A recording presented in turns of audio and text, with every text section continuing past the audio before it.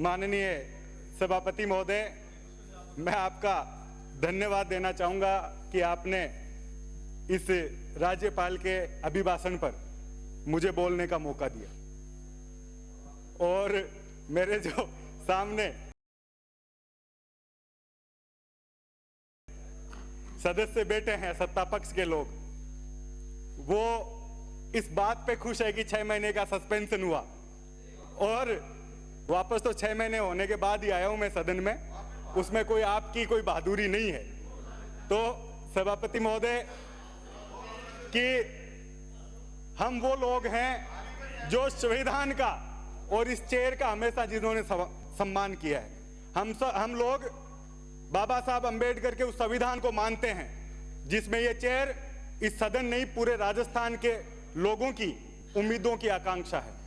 और ये सब दुर्भाग्यपूर्ण घटना क्यों घटी, ये सारा गतिरोध क्यों हुआ? क्योंकि मेरे जो सामने सत्ता पक्ष के लोग बैठे हैं, ये ना जनता की उम्मीदों पे खरा उतर पा रहे और ना इनके मंत्री इस सदन में जवाब दे पा रहे, और उनके बचाव में स्पीकर साहब को आना पड़ा और उसकी वजह से मेरी सस्पेंशन हुई। और सभापति महोदय, ये तो शहादत है, ये तो जिंदा लोगों के हिस्से में आती है।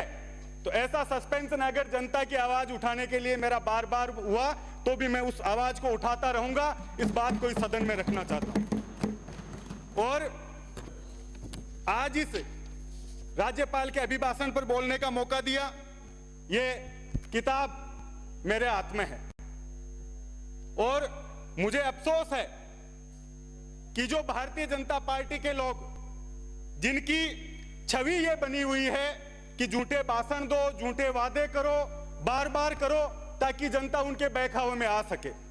और मुझे अफसोस है कि राज्यपाल महोदय से इतना झूठ 2 घंटे में बुलवाया इन लोगों ने, ये किताब हाथ में देकर, जो राजस्थान की जनता के धरातल पर जिसका कोई लेना देना नहीं।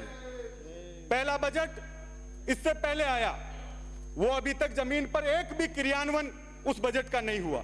दूसरा बजट भारतीय जनता पार्टी लेकर आ रही है। और राज्यपाल महोदय को आज से पहले हमने देखा कि यह संवैधानिक पद है और यहां बैठा व्यक्ति राजस्थान की जनता की, दोनों पार्टियों की पक्ष विपक्ष की बात यहां करता है, लेकिन राज्यपाल महोदय से ऐसे भाषण दिलाया जैसे भारतीय जनता पार्टी के वो कार्यकर्ता के तौर पर यहां बोल रहे हैं।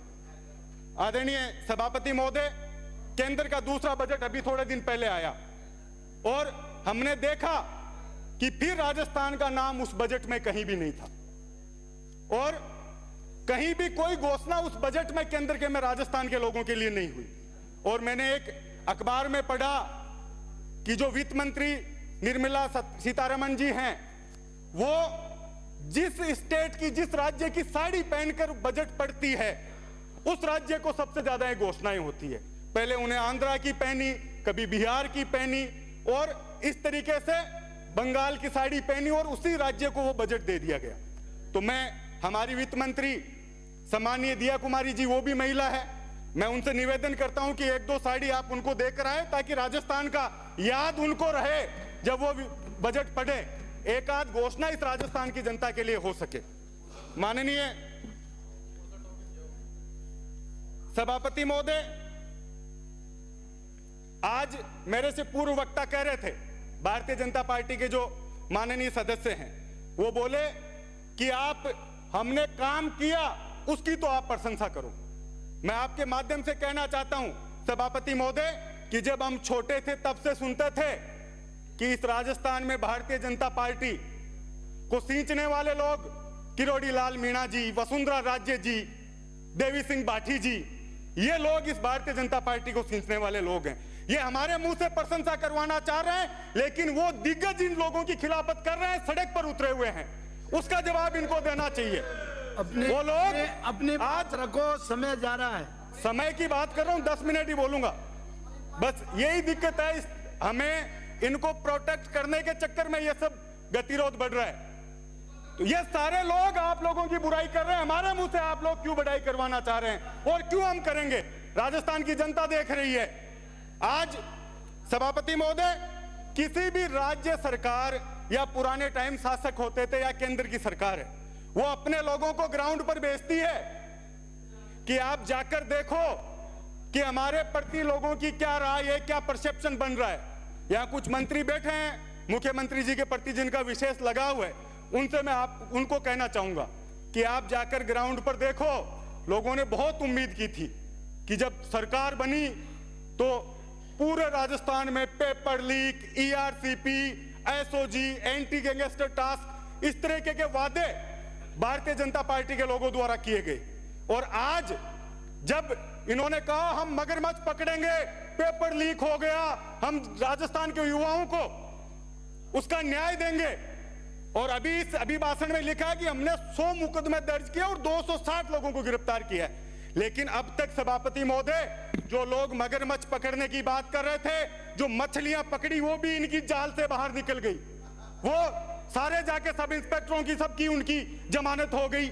ऐसा ही भर्ती परीक्षा रद्द करने को लेकर कभी क्या बयान आता है, कभी क्या बयान आता है। आज भी वो राजस्थान का युवा कह रहा है कि इन भजनलाल जी से तो पार पड़ने वाली नहीं है, ये तो सिर्फ भाषण दे सकते हैं। तो आपके मुख्यमंत्री की और आप लोगों की जो बची हुई छवि लोगों में बच सके, उसमें आप लोग कम से कम ऐसे कठोर कदम उठाओ ताकि राजस्थान की जनता कहे, युवा कहे कि जो वादे भारतीय जनता पार्टी लोगों से करके आई थी उस पर कुछ काम कर रही है। आदरणीय सभापति महोदय, इसमें बजट में बात हुई, इस अभिभाषण में बात हुई कि पूर्ववर्ती सरकार ने बिजली व्यवस्था खराब कर दी राजस्थान की।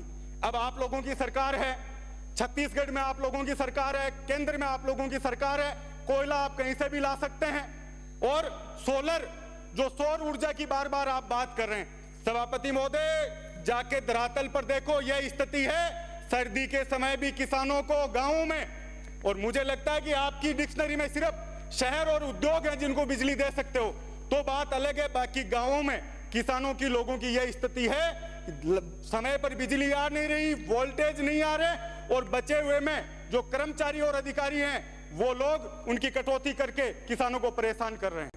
आज सौर ऊर्जा के जो आप लोग बड़ी लाइनें बिछा रहे हैं, हमारे समय भी चालू हुई, कोई भी तरीके की उनके लिए आप लोगों ने, सरकार ने मुआवजे की व्यवस्था नहीं की।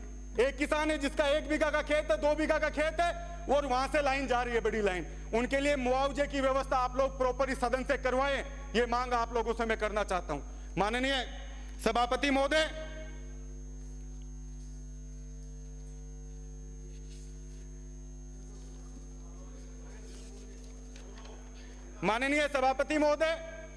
मैंने जैसा कहा और मेरे पूर्व वक्ताओं ने भी कहा, सरकार की स्थिति और मुख्यमंत्री जी की जो छवि लोगों में बन रही है, उसको अगर आप लोग बचाना चाहते हैं, आप लोगों ने सबसे पहले मुस्लिम समुदाय को टारगेट किया, फिर एससी समुदाय को टारगेट किया, और मैं इस सदन में बड़ी जिम्मेदारी के साथ कह रहा हूं कि आप लोगों ने जिस तरीके से जाट समाज को शेखावटी और मारवाड़ में टारगेट किया है, वो आप लोगों को, जनता आप लोगों को जवाब देगी। जिस तरीके से जाट समाज के कर्मचारियों को आप लोग जाति और धर्म नाम देखकर जिस तरीके से ट्रांसफर कर रहे हैं, अभी माननीय सदस्य बोल रहे थे हम घर के पास लाए, कितने लोग हर विधानसभा में 100 से 200 लोगों को आप लोगों ने ट्रांसफर किया है, और उनकी कोई वजह नहीं थी। सभापति महोदय, पहले ट्रांसफर पोस्टिंग्स होती थी कि 2, 3, 5, 7 जो विधायक का नजदीक है, जो पार्टी की विचारधारा से ज्यादा बंदा, उनके ट्रांसफर कर दो, एक संदेश होता था। लेकिन आपने तो बाबू, लाइनमैन, चपरासी और जो लोग जिनका प्रोबेशन पूरा नहीं हुआ, उन लोगों के भी ट्रांसफर आप लोगों ने कर दिए। अभी जो मंत्री यहाँ बैठे हैं, मैं उनसे कहना चाहूंगा कि आप लोगों को यहाँ मंत्री इसलिए बनाया कि आप उस समाज का प्रतिनिधित्व कर रहे हैं। आप ये बात कहिए मुख्यमंत्री जी को कि आप किसी के प्रति दुर्भावना से आप ट्रांसफर ना करें, ये बात आप लोगों को पहुंचानी होगी। माननीय, आप जाके लिस्ट देखिए, आप माननीय मंत्री मेरे जिले के प्रभारी मंत्री हैं, आप जाके स्थिति देखिए प्रत्येक विधानसभा में किस तरीके से आप लोग दुर्भावना से उन लोगों को प्रताड़ित कर रहे हैं। कौन कर्मचारी अधिकारी चुनाव जिता देगा, लेकिन आप लोग उन पे अपनी दुर्भावना निकालने का काम कर रहे हैं, और मैं समझ सकता हूं ये सही भी हो सकता है। आप जाके देखो, आपने विधानसभाएं, थाने, तहसील, कचहरी सब लोग ठेके पे दे दिए लोगों को। जाके देखिए, आप लोगों की छवि गांवों में घुसने नहीं देगी जनता। जिस तरीके से लोकसभा में आप लोगों की असर हुआ, वो अस्त्र दोबारा होगा आप लोगों का। आपको इस बात को ध्यान रखना होगा। अभी की चिंता ना करें, अभी खीवसर और झुंझुनू में दिया है आशीर्वाद लोगों ने। मुख्यमंत्री जी का नाम ले रहे हैं सर झुंझुनू में आशीर्वाद दिया है जनता ने। नहीं कर सकते। खीवसर झुंझुनू में आशीर्वाद दिया है जनता ने। सर झुंझुनू में आशीर्वाद दिया है जनता ने। ये विधानसभा है, कोई सवाल नहीं कर सकते। जाति का परिसर इस तरह से मुख्यमंत्री अधिकारी कोई गलत है। कर्मचारी की कोई गलती नहीं होती। अधिकारी कर्मचारी बोलना चाह रहे हैं। संरक्षण दे। ये मुख्यमंत्री जी का नाम किस लिए इंगित कर रहे हैं? विराजिए अन्य सभापति महोदय मुख्यमंत्री जी का नाम गलत इंगित कर रहे हैं। ये जातिगत जहर घोलने का काम बता रहे हैं। जिस तरीके से अंकित नहीं होगा, अंकित नहीं होगा। समय समाप्त हो गया। विराजिए विराजिए विराजिए विराजिए अन्य सभापति